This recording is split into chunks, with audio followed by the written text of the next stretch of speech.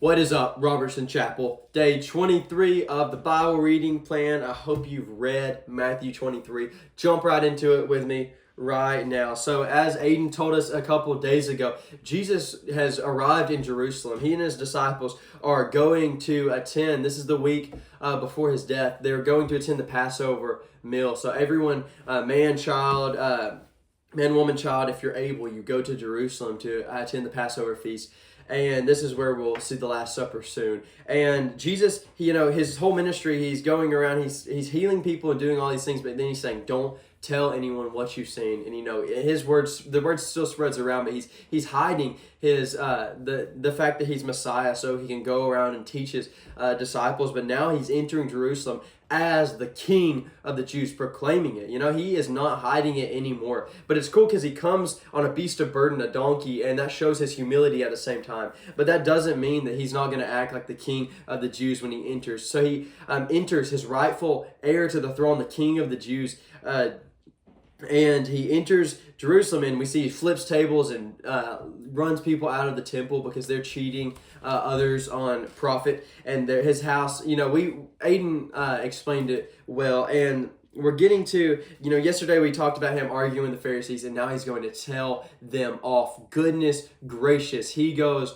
off in this chapter, and you've read it. It is crazy. Jesus really tough love, right? It's tough love, and I see it as he's really punishing religion without Christ. And a lot of us, I want to look at today how we may have religion without Christ. We may be Christians but not following Jesus Christ. So as we start in verse 1, it says, "Then Jesus said to the crowds and his disciples, the scribes and the Pharisees sit on Moses' seat," so that's the high religious seat, "so do and observe whatever they tell you, but not the works that they do. For they preach, but they do not practice." And this is so important because we see the church at 18 years old, 80% of people leave the church. And the number one reason they say they leave the church, and studies show, is because the hypocrisy in the church is what they say. And you see a lot of people, they look at the church and they can't see the forest for the trees, as the saying goes. They can't see the word of God because of these flawed men in front. And Jesus is saying, don't consider the word of God flawed because of the people that have been representing it. And likewise, don't consider, I'm going to make mistakes. Other pastors make mistakes all the time. Don't consider the word of God flawed just because I might misrepresent it sometimes. Don't see the forest for the trees. And man fails you, but God doesn't. And as we talk about hypocrites, Jesus says hypocrites 7 times here in this passage. And he calls the Pharisees some really interesting names. He calls them snakes, whitewashed tombs, brood of vipers, fools, blind guides, and sons of hell. I think there are more, but those are some serious accusations right here. So let's see how Jesus backs them up. And you can read, the reasons that they are, and I know you've read them. They are, for many reasons, they are like this. But I really want to focus as we go into verse 16. He says, "Woe to you, blind guides." And this word blind guides is interesting because it's saying that you are leading people around, but you can't see what the truth is yourselves. You have puffed yourself up so high that you can't even see the truth. And that fits well with a definition of hypocrisy that I've heard. And the hypocrisy in this way is described as underjudging yourself, as in not being self-aware of your own sin, but overjudging everyone else on their own sin. So the second you see someone else's sin, you point it out as quick as you can, but you can't see your own sin. That's hypocrisy. It's calling someone out but not seeing your own sin. And we'll skip ahead here to Romans 2 verses 1 through 3. Paul has something interesting and very enlightening to say about this. He says, "Therefore you have no excuse, man, every one of you who judges." Oh no. "For in passing judgment on another, you condemn yourself." Do you hear that? Passing judgment on another, you condemn yourself. "Because you, the judge, practice the very same things. Do you suppose, man, you who judge those who practice such things, and yet do them yourselves, that you will escape the judgment of God? Do you suppose that you who go about judging other people, but yet you still sin, you still practice these sins, will escape the judgment of God?" That's a deep thing. That's something to think on today.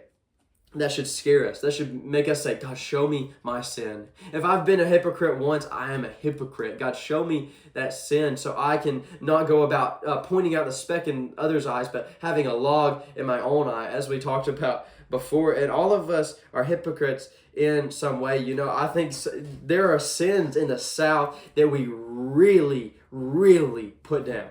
And there are sins that we don't talk about at all. We laugh about. I think of, we really condemn drinking, but we don't condemn, out of the mouth of someone who condemns drinking, they could be overeating. It's the sin. It's the same sin. And we could be getting on to someone about having a bad mouth, but we go out and we gossip about them. That's the same thing. It's sin. Is sin is sin. I think of homosexuality. We condemn so heavily this sexually immoral way of living, but also we condemn more lightly adultery.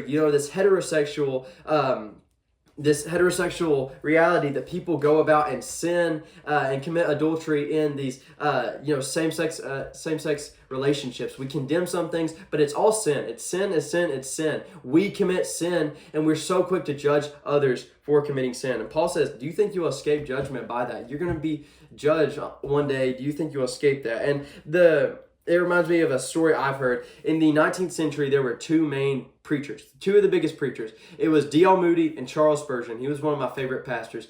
And one day, D.L. Moody realized, me and Charles Spurgeon have never met. So he was going to go take a flight and surprise Charles Spurgeon at his door. So when D.L. Moody gets to Charles Spurgeon's door, he knocks. And Charles Spurgeon, unknowingly opens the door and he's smoking. And D.L. Moody looks at him and he says, "You, a man of God, are smoking. You, a man of God, are doing that. How dare you?" And as the story goes, Charles Spurgeon leans over and pats D.L. Moody on the belly, and he says, because D.L. Moody asked him, he said, "How could you do that?" And Charles Spurgeon laughs and he goes, "The same way you could do that," because he was a heavier set man, and it just shows the hypocrisy. And this is a funny story to show it. And in verse 27, Jesus says, "Woe to you, scribes and Pharisees, hypocrites! You are like whitewashed tombs, which outwardly appear beautiful, but inwardly are full of dead bones and all uncleanliness." And he calls them, cups that are clean on the outside, but are dirty on the inside. And it's like when I, clean the dishwasher, I'll take a dish out and be clean on the outside, but on the inside, it has like a little bit of like dirtiness left over, and I just kind of and be like, okay, that's good enough. And that's what he's saying. They're dirty on the inside, but outwardly look beautiful. And this, like we were talking about, is the difference between religion and following Jesus. Religion is wanting to adorn yourself on the outside, wanting to show people how, high and mighty you are. And I think the church has gotten into it a little bit. We want to sit on the seat of Moses. We want to look down and judge on other people without seeing our own sin. If the church was so open, if it was more open about their own sin, then I don't think we would be judged for hypocrisy as much. I don't think people would leave the church as much. See, we need to be focused on Jesus. The same Jesus that entered Jerusalem as the rightful king of the Jews, but he was on a donkey. He came to serve. He came as a humble servant. He washed his disciples' feet. He put himself low. If we did that, if we truly practiced that, then we wouldn't be judged for hypocrisy as much. So today, just be careful to judge. He says, "Woe to you, scribes and Pharisees, hypocrites! You build tombs of the prophets and decorate the monuments of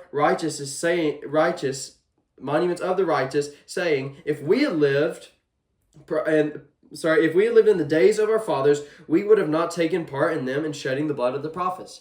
So Jesus is saying, you are sitting there saying that if you would have lived back in the day when the prophets were persecuted, that you wouldn't have done the same thing.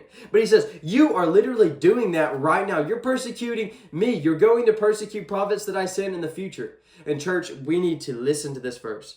Because I look at this verse and I see nothing but evil pridefulness from the Pharisees. But Jesus is saying they think that they are more righteous than the people who come before him. I'm sitting here looking at this saying, I'm more righteous than the Pharisees, than the religious leaders that came before me. What sin could I be having right now that I don't see? What sin could the church be covering up right now? We need to plead, God, search me, oh God. Know my heart. Try me. Know my thoughts. See if there's any wicked way in me. Lead me in the way after everlasting. Guys, I just want to end with this verse. Jesus says, whoever exalts himself will be humbled. Whoever humbles himself will be exalted. We need to be desperately trying to humble ourselves. God, humble me, humble me, humble me. Because God's looking at the heart. He's looking at our heart, not our religion. Okay, so follow Jesus. Humble yourselves. Do not be like the Pharisees. Do not be hypocrites. Thank you for joining me. I'll see you tomorrow.